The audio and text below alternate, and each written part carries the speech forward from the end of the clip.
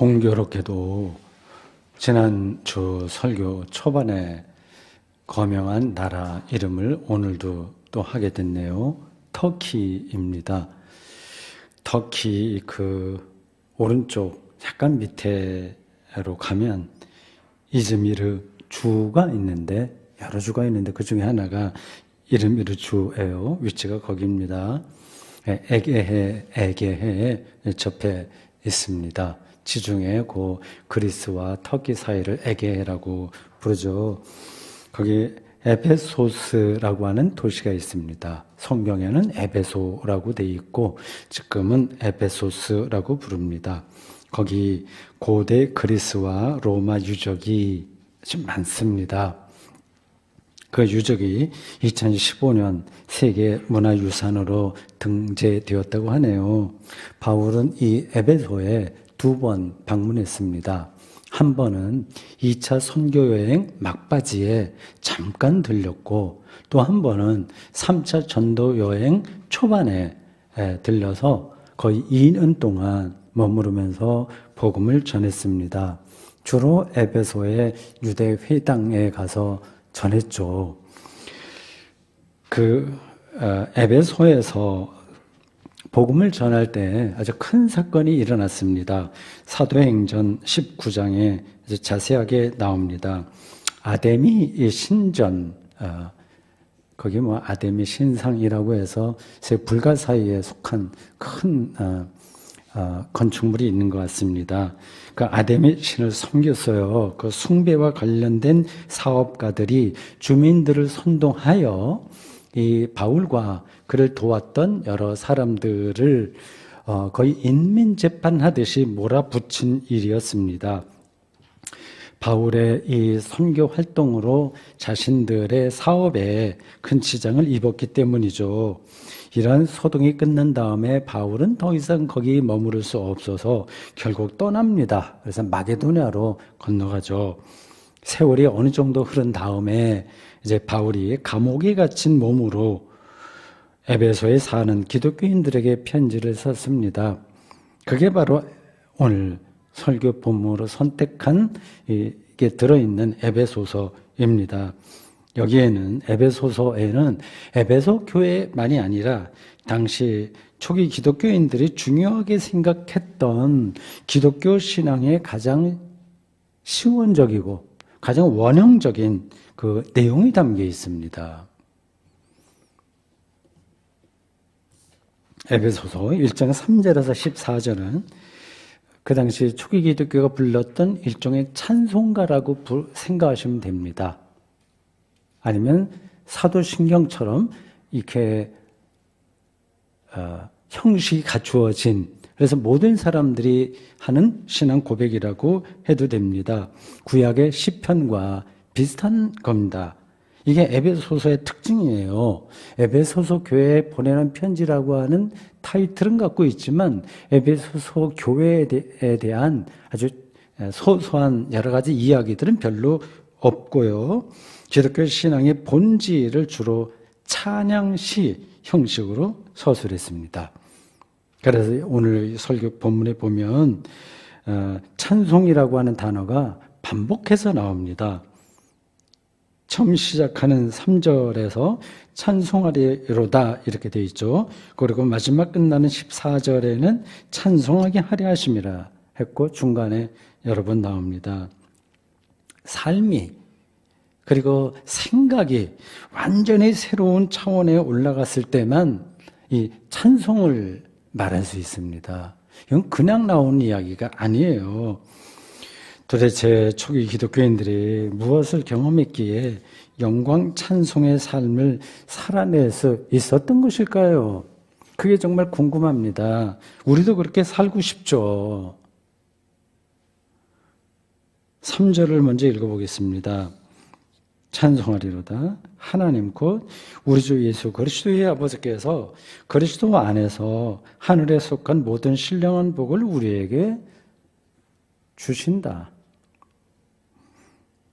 이 구절에는 당시 기독교인들이 하나님을 유대인들과는 다르게 경험한 어떤 표현이 나옵니다. 유대인들과 함께 시작했죠, 신앙은. 근데 다른 표현이 나와요. 유대인들이 미처 알지 못했던 하나님을 경험한 겁니다. 우리의 주 예수 그리스도의 아버지라고 하는 표현이 그것입니다. 초기 기독교인들에게 하나님은 유대인들과 달리 예수 그리스도의 아버지였어요. 하나님과 아주 특별한 관계를 맺은 예수 그리스도를 통해서 그들도 하나님을 참되게 알게 되었다는 뜻입니다. 알고 있는 내용이에요, 여러분들이요. 근데 그 아주 실질적인 내용을 다 붙들지는 못했을 겁니다. 예수 그리스도의 아버지신 하나님께서 그리스도 안에서, 바울이 쓰는 문장 중에 가장 많이 나오는 용법입니다. 엔 크리스토, 헬라어로 엔 크리스토, 그리스도 안에서 하늘에 속한 영적인 복을 우리에게 주셨다고 하는 말이 바로 그거죠. 그러니 이러한 새로운 하나님을 깨달았으니, 경험했으니 그들이 어떻게 찬송하지 않을 수 있겠습니까? 여기서 관건은 예수 그리스도를 통해서 얻게 된 하늘의 영적인 복이 과연 뭐냐? 그게 가슴 벅차서 찬송하지 않을 수 없는 그 복이 뭐냐 하는 것입니다. 그 복에 대한 내용이 4절 이하 쭉 나옵니다. 여러 가지로 묘사되어 있습니다. 저는 그 내용 중에서 한 가지만 말씀드리겠어요. 그 한 가지에 나머지 내용들이 다 포함되어 있기 때문입니다. 하나님이 우리를 당신의 자녀로 삼으셨다는 사실이 그것입니다. 자녀로 삼으셨다. 5절을 보실까요? 제가 공동번역으로 한번 읽어보겠습니다. 하나님께서는 예수 그리스도를 통하여 우리를 당신의 자녀로 삼으시기로 미리 정하신 것입니다. 이것은 하나님께서 뜻하시고 기뻐하시는 일이었습니다. 유대인들도 원칙적으로는 자신들이 하나님의 자녀라고 생각합니다. 그건 똑같습니다. 그런데 바울은 본문에서 그런 유대인들의 신앙을 받아들이면서 기독교인들에게 결정적으로 중요한 한 가지 사실을 짚었습니다. 하나님의 자녀가 되는 이 일이 예수 그리스도를 통해서, 그리고 예수 그리스도 안에서, 거기 이제 전치사라고 하죠. 그 명사 앞에 붙여서 어떤 상태를 나타내는 거요. 예수 그리스도를 통해서, 디아, 통해서, 디아 크리스토 되어 있고, 그리스도 안에서 엔 크리스토 이렇게 되어 있습니다. 그게 이제 이 본문에도 번갈아 가면서 나옵니다. 비슷한 뜻이죠. 예수 그리스도가 우리가 하나님의 자녀가 되는데 결정적이었다는 뜻입니다. 유대교는 예수님을 여러 선지자 중에 하나로 생각하기에, 지금도 그렇습니다. 이슬람교도들도 예수님을 선지자로 생각을 합니다. 그렇기 때문에 초기 기독교인들은 유대교를 그대로 따를 수 없었습니다. 아마 유대교의 입장에서는 마찬가지겠죠. 어느 쪽이 오를까요? 다 오를까요? 어떨까요? 유대교가 하나님 경험, 이게 이제 하나님의 자녀가 된다고 하는 건데, 그 똑같은 이야기입니다. 하나님 경험, 즉 하나님이 자신들이 하나님의 자녀라고 하는 사실에 근거로 내세우는 것은 두 가지입니다. 핵심적으로 그렇습니다. 하나는 혈통적인 차원에서 자신들이 아브라함의 후손이다. 거고요. 다른 하나는 종교적인 차원으로 자신들에게 예루살렘 성전과 율법이 있다는 것입니다. 그들은 이 두 가지 사실에 자부심을 느꼈습니다. 아브라함의 후손이야. 우리에게는 예루살렘 성전이 있고 율법이 있어. 그리고 그 안에서 성실하게 살았습니다. 존경받을 만한 민족입니다. 이렇게 초지일관 살아내기도 쉽지 않습니다. 문제는 그런 방식으로 하나님을 바르게 인식하거나 경험할 수 없다는 데 있습니다. 왜 그럴까요? 그거 설명하기가 좀 까다로운데 그래도 제가 설교자니까 해야 되겠죠. 그들의 태도는 종교의 본질이 아니라 형식을 절대화하는 것이기 때문에 그렇습니다. 형식도 필요해요. 그걸 절대화하는 겁니다.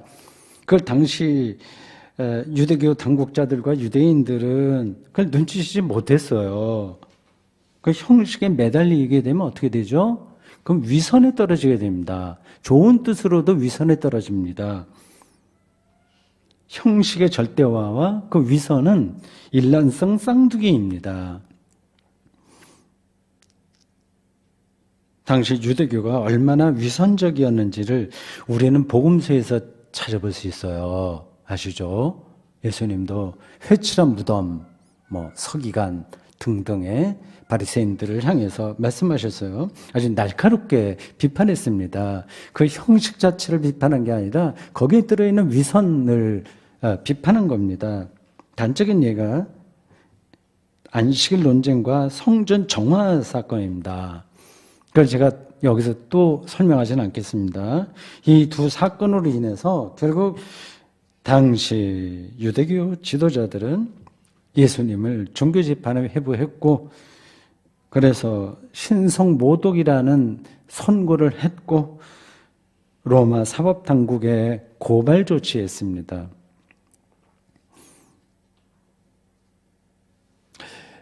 예수 그리스도를 따르는 제자들은 이제 유대교가 강조하는 아브라함의 자손이라고 하는 사실과 그리고 성전, 율법 이런 절대화에서 벗어날 수 있었습니다.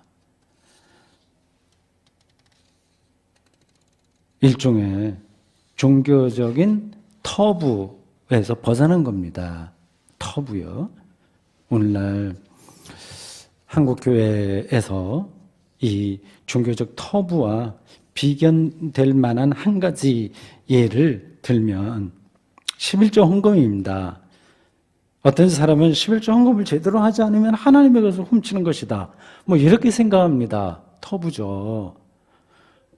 11조 헌금을 또 잘 바치면 온갖 복을 다 받는다고 합니다. 그렇게 또 주장하고 생각하는 사람도 있습니다. 자기 수입의 10분의 1 정도를 자기를 위해서가 아니라 교회 활동과 이웃을 위해서 사용한다고 하는 의미라면 그건 나쁠 게 없어요. 11조만이 아니라 12조, 15조, 어떤 사업가는 19조를 그렇게 쓴다고 하죠. 그건 권장할 만한 겁니다. 근데 일종의 형식인 이 돈을 어떻게 쓰느냐, 그 신앙생활과 관련해서 형식인 11조 제도가 터부가 되어서 율법주의나 주술로 떨어진다는 게 문제입니다. 우리를 자유롭게 하지 못하고요, 오히려 얽매이게 합니다. 생명이 위축되는 겁니다. 조마조마하게 신앙생활하는 거죠. 이 헌금 문제만 갖고도요. 또 그걸로 자기 자부심을 느낀다거나 교만할 수도 있고 그렇습니다. 생명을 위축시키는 거예요.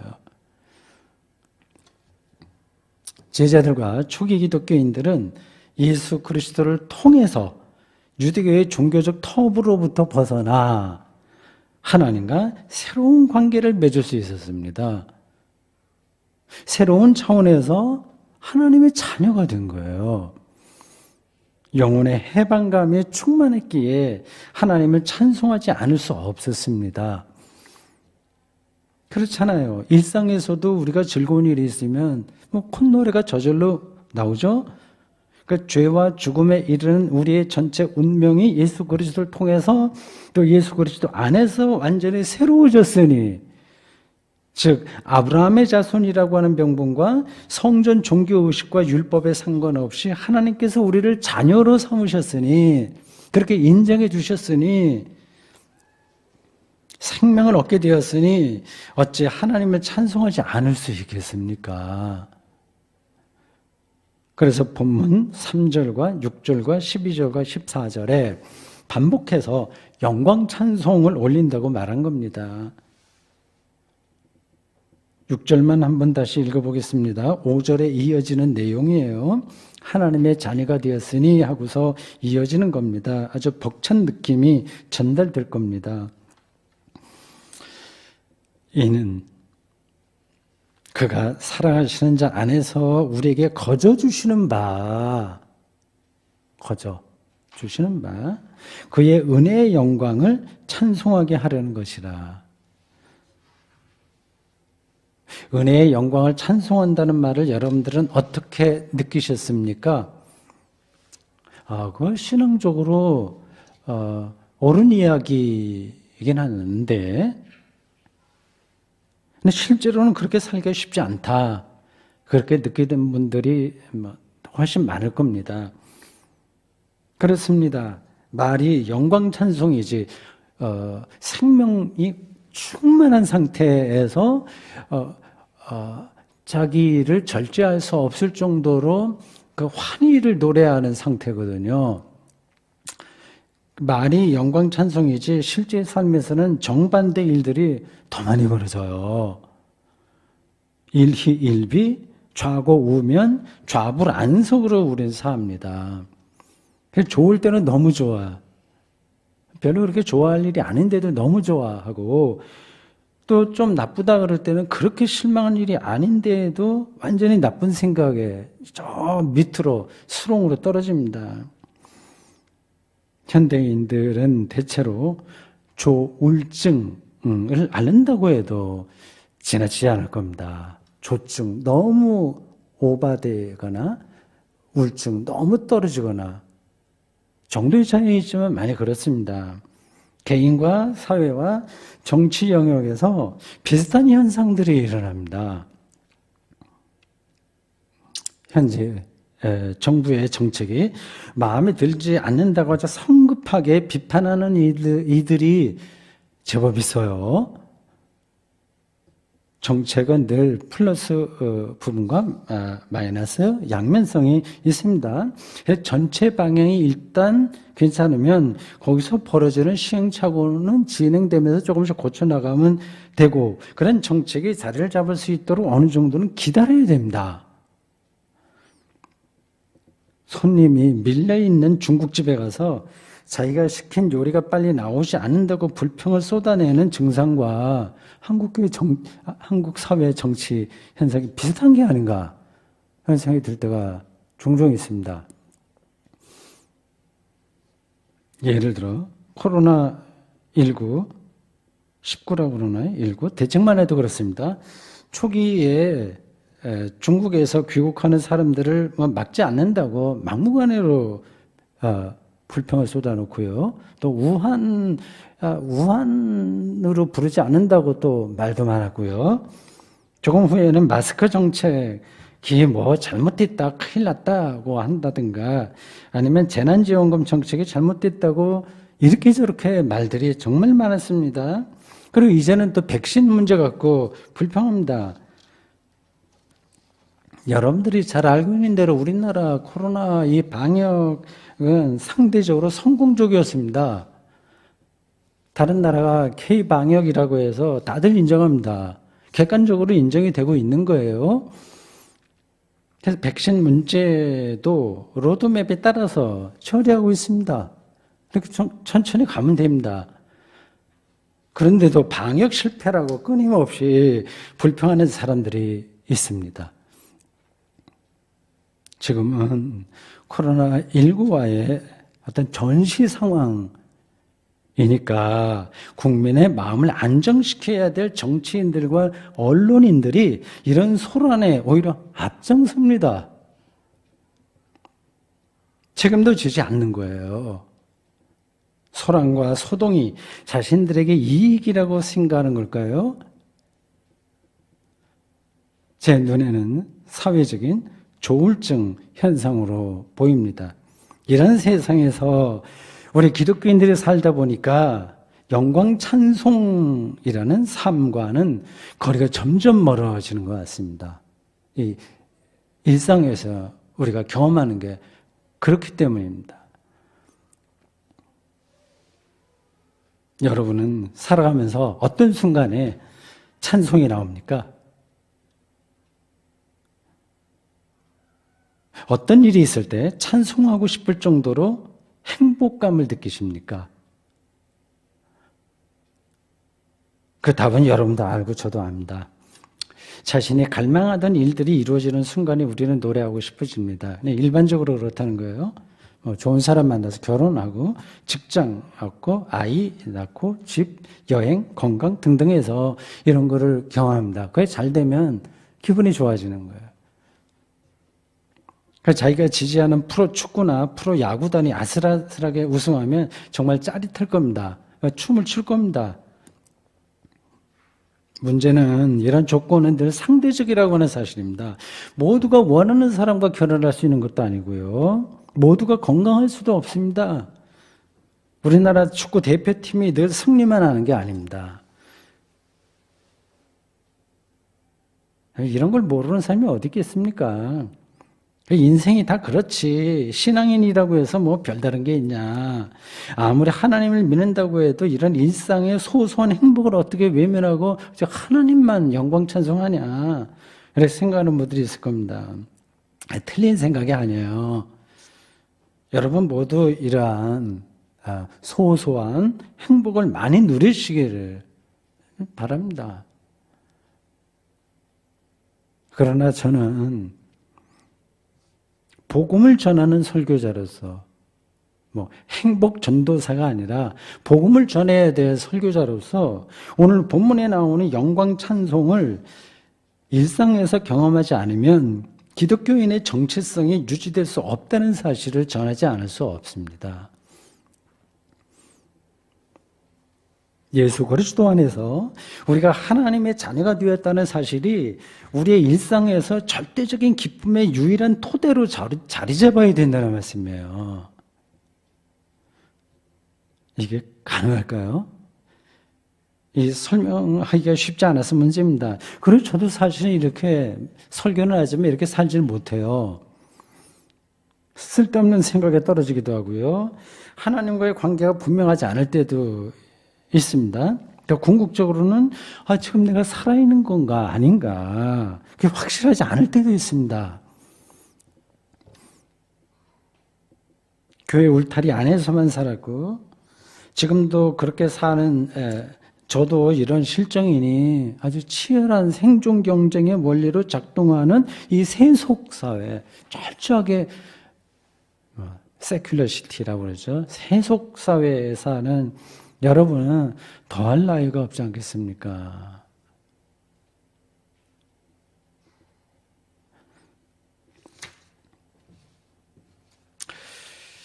우리가 일상에서 경험하는 그 소소한 즐거움과 오늘 본문이 말하는 영광 찬송 사이에 어떤 차이가 있는지를 설명하는 게 좋겠습니다. 가능할지 안 가능할지 모르겠습니다. 차이가 없다면 굳이 신앙생활을 할 필요는 없을 테니까요. 그 차이를 이미 아는 분들은 내가 설명하지 않아도 이미 찬송의 삶을 느끼면서 살겠지만 일반적으로는 그 차이가 눈에 확연하게 들어오지 않을 겁니다. 그래서 저는 오늘 좀 극단적인 예를 하나 들어야 되겠습니다. 여러분이 사하라 사막에 단체 여행을 갔다고 합시다. 그런데 어느 날 저녁 밥 다 먹고 자유시간이 주어져서 혼자 난 한번 저 사막 저 안으로 조금 더 나 혼자 한번 들어가 볼래? 그래서 걸어 들어갔습니다. 상당한 시간 들어갔습니다. 내가 이제 얼른 돌아가면 되지 생각을 하고 들어갔는데 모래 폭풍이 몰아쳤습니다. 이게 10m, 5m 앞도 보이지 않는 상태입니다. 그렇게 사막에서 며칠을 보냈습니다. 기운도 바닥났습니다. 그 순간에 어떤 생각을 할까요? 그 사람은. 취업을 걱정하는 사람은 없을 겁니다. 그 상황에서. 자식의 결혼 준비나 일주일 뒤에 나올 건강 종합 진단 결과를 생각하지 않습니다. 그때는요. 구조대가 자기를 찾아오기만을 학수고대하는 거예요. 그래서 정신이 가물가물하는 순간에 구조대가 여러분 앞에 나타났습니다. 그 순간의 느낌이 바로 영광 찬송이에요. 살았다 이거죠. 생명이 가득하다고 하는 걸 느끼는 거죠. 다른 어떤 잡념도 일절 개입하지 않는 절대적인 경험입니다.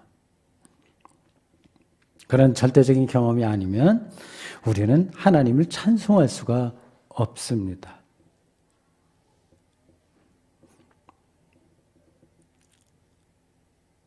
우리 일상은 사막에서 길을 잃는 경우와는 달리 모든 게 쾌적하고 상대적으로 넉넉합니다. 그래서 절대적인 경험에 들어가지 못합니다. 흉내만 내는 거죠. 이게 우리 삶의 딜레마예요. 한편으로는 우리가 편안하고 즐겁게 또 우리 자신도 그렇고 우리 자식들도 그렇고 다 아무 불편 없이 살기를, 더 나아가서는 소비하는 삶을 그렇게 추구합니다. 단체 여행 가서, 사하라 단체 여행 가서 호텔에만 머무는 형태죠. 그래서 삶이 늘 그렇고 그렇습니다. 기껏 해봐야 상대적으로 조금 더 안락하게 살 뿐입니다.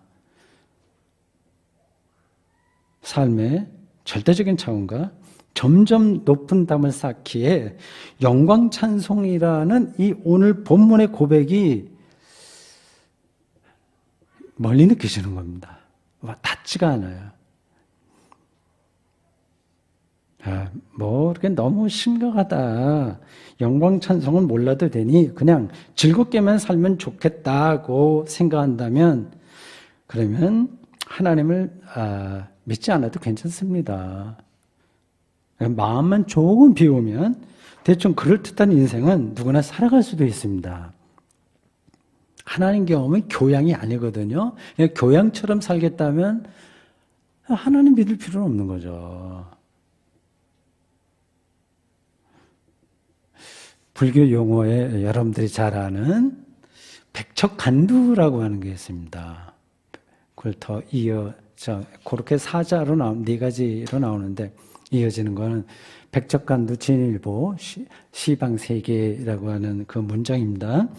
백척간두는 아무 의지할 데 없는 극한의 자리를 가리킵니다.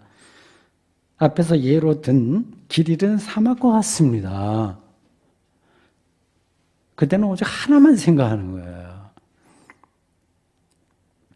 우리의 삶이 겉은 멀쩡해도 사실은 백척간두이고 모래 폭풍이 부는 사막입니다. 왜 그런지 제가 굳이 설명하지 않아도 여러분들이 다 아실 겁니다. 그래도 제가 두 가지만 간단하게 말씀드릴 테니까 그게 여러분의 생각과 같은지 아닌지 한번 보십시오. 하나는 우리가 사는 이 지구가 우주에서 너무나도 외로운 별이라고 하는 사실입니다. 그냥 외로운 정도가 아니라 제가 설명하지 않아도 아시죠? 이런 물리적 사실을 부정할 사람은 없습니다. 그걸 생각하면 아득하고 아찔합니다. 다른 하나는 여러분 개인은 궁극적으로 혼자라는 사실입니다. 우주에서 외로운 지구처럼 여러분도 모두 절대적으로 혼자입니다. 가깝게 지내는 친구나 가족과도 결국은 하나가 되지 못합니다. 혼자 죽어야 하듯이 살아있을 때도 모두 실존적으로 들어가 보면 혼자예요. 말 그대로 백척간두입니다. 아주 명백한 사실인데도 우리는 그런 궁극적인 실존과 전혀 관계없는 사람처럼 천하태평으로 사실은 삽니다. 그럴 여유가 요즘 표현으로 일도 없는데 그렇게 삽니다. 무엇인가에 바빠서 그런 걸까요? 아니면 그걸 고민해 봐야 아무 해결책이 없기 때문일까요?